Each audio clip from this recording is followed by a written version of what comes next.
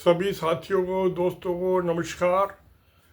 आज मैं बात कर रहा हूँ कि ये कल जो था बम्बई में पीएल में प्रोविंशियल मनी लॉन्ड्रिंग एक्ट 2002 की जो स्पेशल कोर्ट होती है, स्पेशल जज होता है, एडीजे लेवल का जज होता है डिस्ट्रिक्ट कोर्ट में, सीनियर जज। तो उसने ऑर्डर किया है कि ये CB security exchange board of India के जो चेयरमैन थी माधवी बुच और उसके और कुछ ऑफिसर्स के खिलाफ और जो ये बॉम्बे स्टॉक एक्सचेंज है उसके कुछ अफसरों के खिलाफ एफआईआर रजिस्टर की जाए और इन्वेस्टिगेशन किया जाए। ये माधवी बुच जो थी और ये अकेली ही ऐसी थी ये लेडी जिसको चेयरमैन बनाया था नरेंद्र मोदी सरकार ने, जो कि प्राइवेट सेक्टर से आई थी। पहले प्राइवेट बैंकों में नौकरी की उसने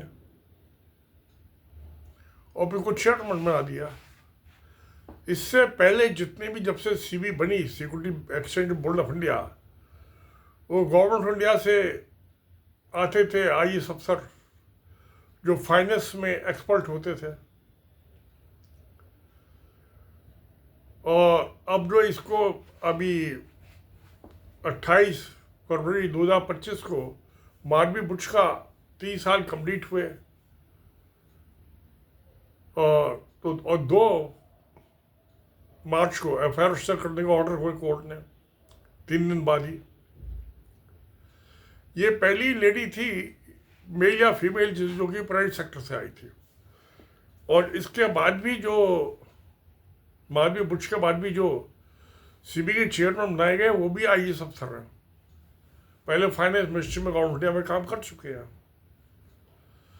और उसके ज़माने में बहुत कुछ बातें करप्शन की,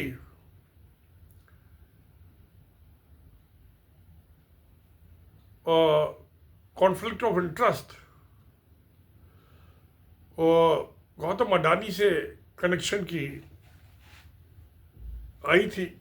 मैं कुछ सब दबा रहा मामला। जो पार्लियामेंट की पीएससी होती है, पब्लिक अकाउंट्स कमेटी ने, उसने भी समन किया था, तो ये बहाने बनाती रही और गवर्नमेंट ने इसको अबटमेंट किया कि ये पार्लियामेंट की जो है पब्लिक अकाउंट्स कमेटी है, स्टेचुटरी कमेटी है, वो उसके सामने ना पेश हो। मगर अब तो ये क्रिमिनल केस बन गया। अब जो ये सब मामला है इकोनॉमिक ऑफेंसेस का, तो जो इंडिया में economic offences in operative of limitations act 1974 का है। और इसको रीड कीजिए आप, section 469 of CrPC, criminal procedure code, दोनों को एक साथ देखिए। तो इसमें इकोनॉमिक ऑफेंसेस के मामले में जो लिमिटेशन पीरियड होता है वो ऑपरेट नहीं होता है। और जो सीआरपीसी का जो ये सेक्शन है, मैंने आपको बताया 469, इसमें भी ऑफेंस की लिमिटेशन वहाँ से चालू होती है जिस दिन की ऑफेंस का पता चलता है। तो ये क्या होगा क्या नहीं होगा, इंडिया की तो अदालतें, और जो नरेंद्र मोदी जब सरकार बनी तो 18-19 का जो मनी बिल था 2018-19 का, उसने जो भी एंटी करप्शन के, भ्रष्टाचार के, इकोनॉमिक ऑफेंसेस के प्रोविजन थे, सबको डाइल्यूट कर दिया, सबको डाइल्यूट किया। उससे का नतीजा क्या हुआ, जब आप डाइल्यूट कर देते तो करप्शन बढ़ेगा ही, और बढ़ा, और बहुत तेजी से बढ़ा, बहुत बड़े पैमाने पर बढ़ा। ऐसी है स्टॉक एक्सचेंज में मैनिपुलेशन, बिल्ली को दूध की रखवाली पे बैठा दिया माधवी बुच को, जिसकी जिम्मेवारी थी, स्टेचुटरी ड्यूटी थी कि कोई ये मैनिपुलेशन नहीं हो स्टॉक एक्सचेंजेस में। यही तो काम था। और जो कंपनी स्टॉक एक्सचेंज पे रजिस्टर्ड होती है उसको जो डिस्क्लोजर देने होते हैं उसकी भी ऑडिटिंग करने का इसका ही काम है। उसकी सीबी की अप्रूवल के बिना कोई भी कंपनी लिस्ट नहीं हो सकती स्टॉक एक्सचेंज पे, ना नेशनल स्टॉक एक्सचेंज पे ना बॉम्बे स्टॉक एक्सचेंज पे। बाकी तो सब स्टॉक एक्सचेंज खत्म हो चुकी है। तो मुझे दिखाई देता है कि ये बहुत गड़बड़ झाला हुआ है। ये एफआईआर तो कोर्ट ने कहा है रजिस्टर हो जाएगी, मैं इसका अंजाम क्या है, आखिर तक पहुंचेगी मुझे नहीं लगता। क्योंकि यहाँ तो हमाम में सब रंग के हैं, चाहे सुप्रीम कोर्ट के जज है चाहे हाई कोर्ट के जज है। अभी क्या है कि ये पहुंच जाएंगे सरकारी वकील जो है, जो टॉप के solicitor general advocate general, high court में जाएंगे कैश करो इस एफआईआर को, देखते क्या होता हाई कोर्ट करती है नहीं करती। क्योंकि मुझे याद है जो 2015 में अरविंद केजरीवाल जब चीफ मिनिस्टर बने थे तो इन्होंने रिलायंस कंपनी और वीरभद्र मोदी जो थे पेट्रोलियम मिनिस्टर यूनियन गवर्नमेंट में, सेंट्रल गवर्नमेंट में, डॉक्टर मनमोहन सिंह की सरकार में थे, उनके खिलाफ एंटी करप्शन को लिख दिया दिल्ली के अपने लेटर पैड पे चीफ मिनिस्टर की एफआईआर रजिस्टर हो गई। तो मुकेश अंबानी और रिलायंस कंपनी के चेयरमैन जो थे उन्होंने दिल्ली हाई कोर्ट में पिटीशन किया कि इसको क्वैश करो, हाई कोर्ट ने मना कर दिया है। तो वो एफआईआर आज भी पेंडिंग है एंटी करप्शन डिपार्टमेंट में। मगर उसके बाद नरेंद्र मोदी ने ये काम किया कि एंटी करप्शन जो विंग था उसको चीफ मिनिस्टर के हटा के और लेफ्टिनेंट गवर्नर के अंडर में कर दिया,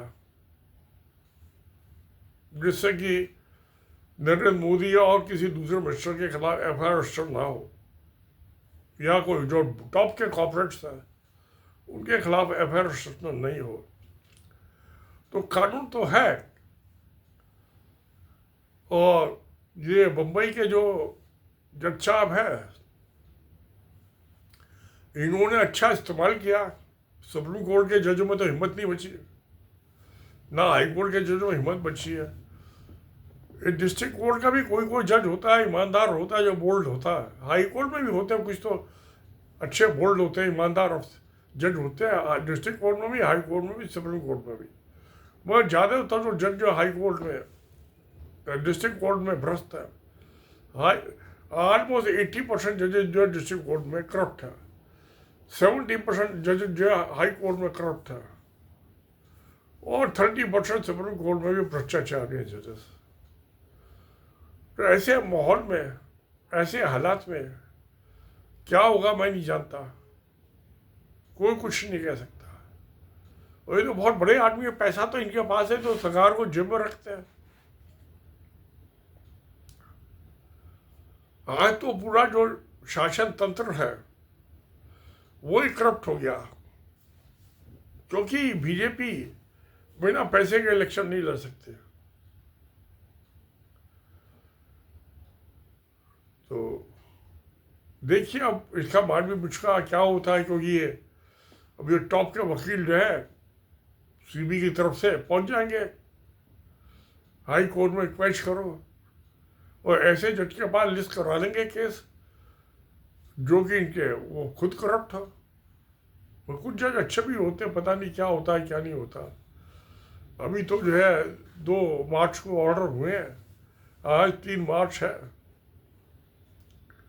कब ये अपील करते हैं हाई कोर्ट में, क्या करते हैं, तो सुप्रीम कोर्ट में जाएगा मामला। तो मगर ये देश की जो इकोनॉमिक हालत है इसका सत्यानाश हो रहा है।